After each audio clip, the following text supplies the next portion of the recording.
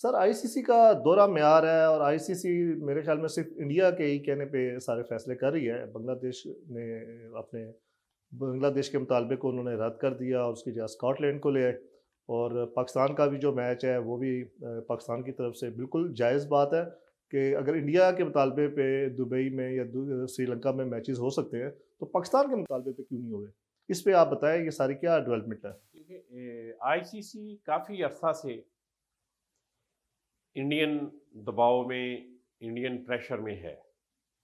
قبل ازیں انہوں نے بگ تھری والا فارمولا لانے کی کوشش کی کہ وہ تین بڑے کرکٹ کھیلنے والے ممالک آسٹریلیا، انگلینڈ اور انڈیا کا سٹیٹس تھوڑا سا اوپر کر دیں اور باقی سب کو نیچے کر دیں۔